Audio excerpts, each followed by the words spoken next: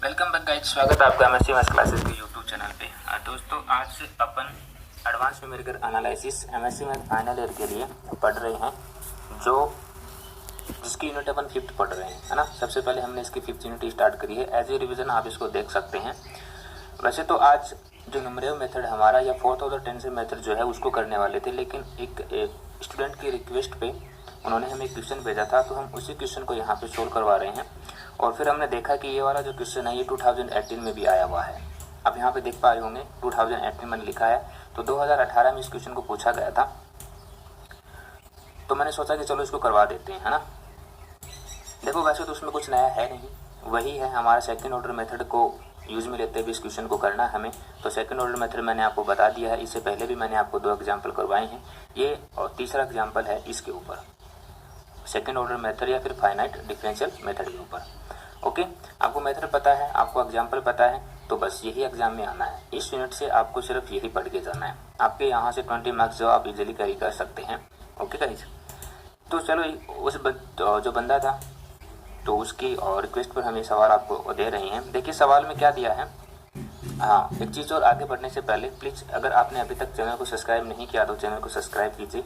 अगर आपको वीडियो से थोड़ी बहुत भी हेल्प मिलती है तो प्लीज़ इसको लाइक किए बिना ना निकलें, ये मोटिवेशन मिलेगा मुझे इससे, बाकी और कोई खास बात नहीं है, एज यू विश। ओके, सो देखिए इसमें क्या सवाल में क्या लिखा है। सवाल में लिखा है कि solve the boundary value problem y double dash equal to X Y.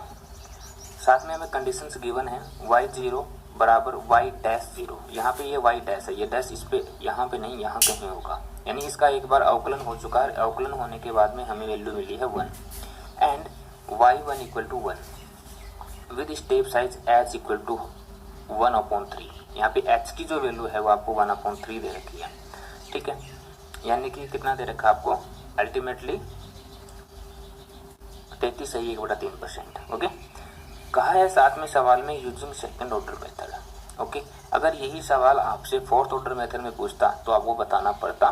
मैंने आपको एक एग्जांपल करवाया भी है, उसको फोर्थ ऑर्डर टेंसर में भी पूछा गया है, तो वो अपन जब फोर्थ ऑर्डर मेथड करेंगे उस टाइम पर उस एग्जाम्पल को मैं फोर्थ ऑर्डर से भी आपको बता दूंगा।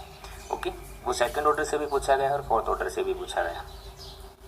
सो गाइस क्या करते हैं, इसको सोल्व करते हैं क्वेश्चंस को। इसके लिए हमने क्या किया कि सबसे पहले हमें जो दिया हुआ है लेट गिवन डिफरेंशियल इक्वेशन, ये डिफरेंशियल इक्वेशन थी, इसको मैंने जे नोटेशन में लिखा, मतलब किसी जे डायरेक्शन में लिखा। कैसे लिखेंगे, Y double dash J equal to X J और वाई जे।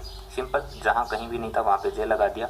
अब आपको पता है जब हमने सेकंड ऑर्डर मेथड पढ़ा था वहाँ पर हमने वाई डबल डैश जे की वैल्यू निकाली थी, वो क्या होती है, ये वाली वैल्यू होती है। आप देख पा रहे होंगे इतनी जो वैल्यू है ये वाई डबल डैश जे की वैल्यू है, हमने यहाँ पे इसको रखा और ये एज इट इज, इसको कोई नाम देते हैं क्वेश्चन नंबर फर्स्ट।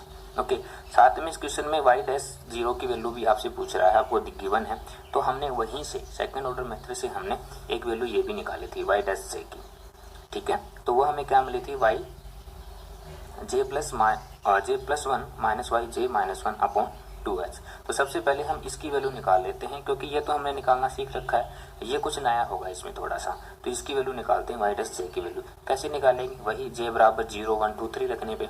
तो यहाँ पर हम सबसे पहले जे बराबर क्या रखते हैं, 0 रखते हैं जे की वैल्यू। ओके, जैसे हम जे की वैल्यू 0 रखेंगे तो हमारे पास क्या आएगा, हमारे पास जे की वैल्यू जो है वो क्या आएगी, Y dash 0 equal to y1 minus Y minus 1। ये -1 जो है ये नीचे है, ना कि ऊपर, यहाँ पे कहीं पे, क्योंकि यहाँ पे जब हम उस इक्वेशन में जे की वैल्यू 0 रखेंगे तो ये वाली वैल्यू आएगी अपॉन 2h। ओके, अब यहाँ से अपन क्या करेंगे, इस 2 को इस साइड भेजेंगे। h की वैल्यू हमें गिवन है क्वेश्चन में, स्टेप साइज कितना दे रखा है, h की वैल्यू जो है वो कितनी है, 1/3। यहाँ पर 1/3 यहाँ पे रख सकते हैं अगर आप चाहें तो, या फिर आगे सोल्व करें तो वहाँ पे रख सकते हैं। ओके, तो यहाँ पर मैंने सीधा क्या किया, यहाँ पे वैल्यू रख दी h की 1/3। इस 2 को इस साइड भेजा तो 2y dash 0 as this side. अब यहाँ पे 1/3 रखेंगे तो ये ऊपर जाएगा, तो बनेगा क्या, 3y1 minus 3y minus 1। Okay, यहाँ से हम क्या करेंगे, इसको इस साइड लेके जाएंगे, इसकी वैल्यू भी इसकी वैल्यू हमें गिवन है क्वेश्चन में, y डैश 0 की वैल्यू क्या है, 2y0। ओके, इसको इस साइड लेके आएंगे, plus 3y1 minus 3y minus 1 equal to 2। Boundary condition हमें गिवन है, तो हमने बाउंड्री कंडीशन से ही इस इक्वेशन को क्या कर लिया, सेट कर लिया। 2y0 plus 3y1 minus 3y minus 1 equal to 0, sorry 2 and y3 equal to 1। अब एक चीज़ और यहाँ पे मैं इंक्लूड करूँगा कि नहीं, कमेंट में आप ये कैसे लिख रहे हो? अरे ये मैं आपको रिटर्न में इसलिए दे रहा हूँ है ना, क्योंकि इसमें कैलकुलेशन ड्रिल होती है क्वेश्चंस के अंदर। आपको कैलकुलेटर का यूज करना पड़ेगा तो आपको ज़्यादा टाइम ना लगे क्वेश्चन को करने में, क्योंकि आप एज ए रिवीजन आप इसको कर रहे हैं तो समय आपको ज़्यादा ना लगे, उसके लिए मैंने इसको हैंड रिटन कर लिया, पहले से ही मैंने इसकी कैलकुलेशन वगैरह वो सोल्व कर लिए। अदरवाइज मुझे कोई दिक्कत नहीं थी, मैं वैसे भी करवा सकता था, पर वही है ना 5 मिनट की क्लास फिर 20 मिनट में होती, क्या फ़ायदा होता उससे, क्योंकि जाहिर सी बात है मैं भी कैलकुलेटर यूज मिलूंगा तो मुझे भी टाइम तो लगेगा, इसलिए मैंने इसको पहले से वो कर लिया है। ओके,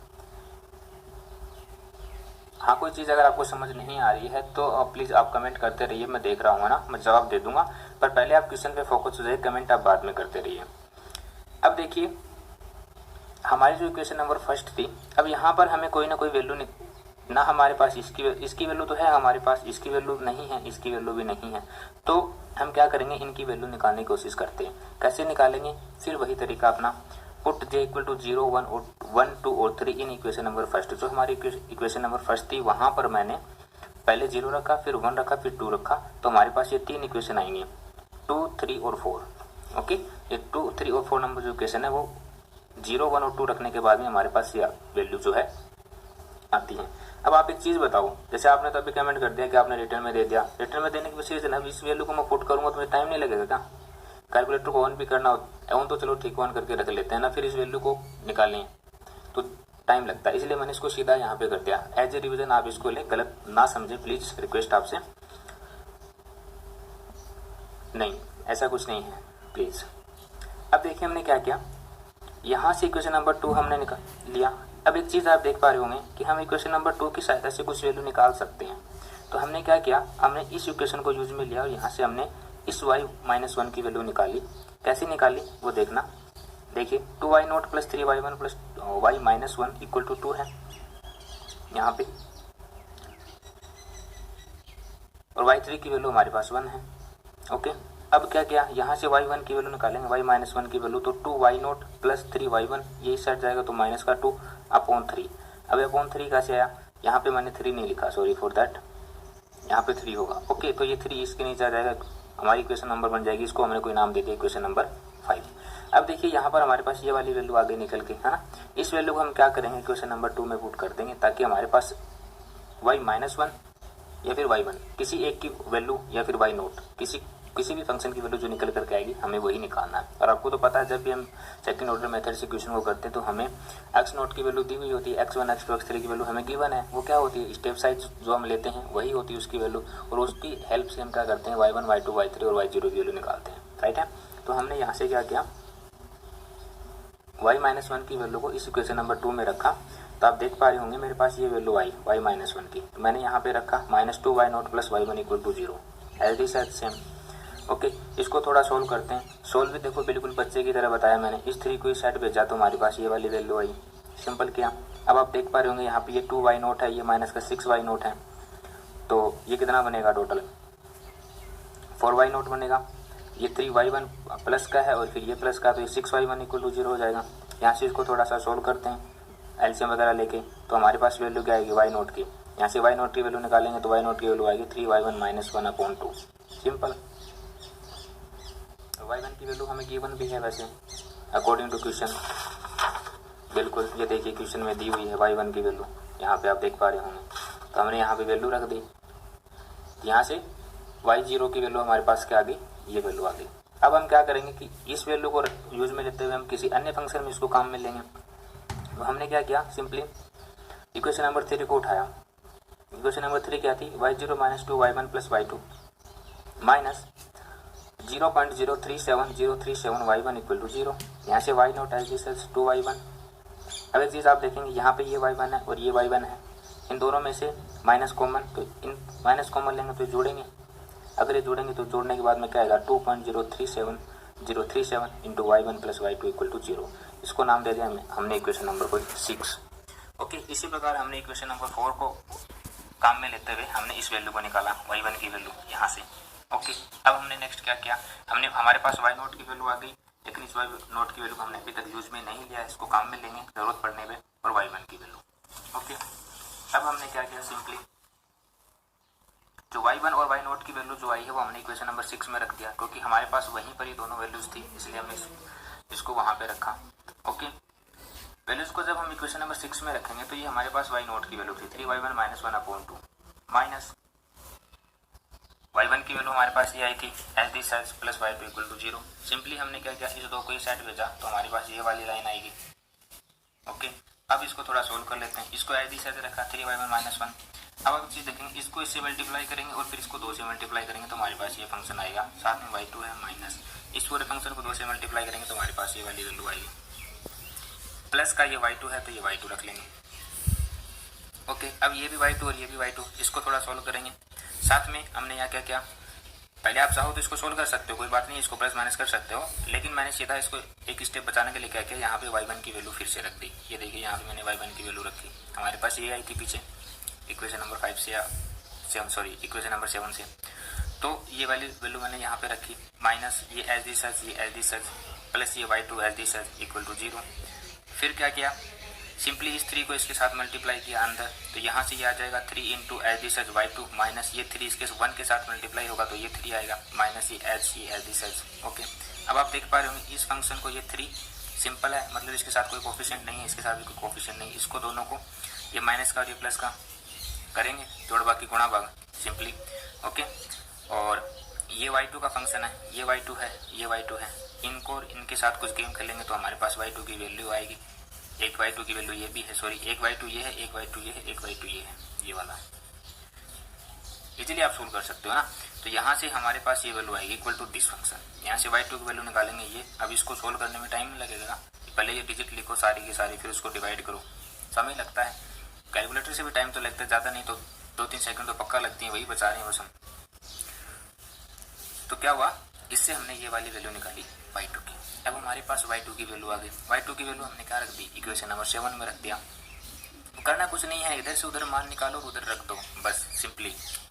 अल्टीमेट करने का मतलब यही है कि आपको सेकंड ऑर्डर मेथड या डिफरेंशियल मेथड के अंदर आपको y1, y2, y3, y4 की वैल्यू निकालनी है बस। अब वो कैसे निकालते हो आप पे डिपेंड है, तरीका एक बार सीखना है बस।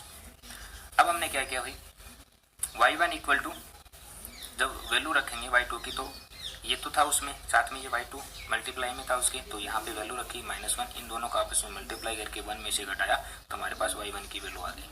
ओके, अब इस वैल्यू को हम क्या करेंगे, y0 की वैल्यू निकालने के लिए रखेंगे। क्यों, क्योंकि y0 की वैल्यू क्या थी हमारे पास, y0 की वैल्यू यहाँ पे आप देख पा रहे होंगे 3y1 माइनस 1/2 थी, तो y1 की वैल्यू निकाल ली, यहाँ पे रखेंगे सिंपली। ये लीजिए जी 3, ये y1 की वैल्यू -1/2, इसको सोल्व करेंगे, ये वैल्यू आ जाएगी हमारे पास, माइनस का पूरा फंक्शन माइनस में आ जाएगी वैल्यू, तो हमारे पास y0 की वैल्यू तो ये आ गई।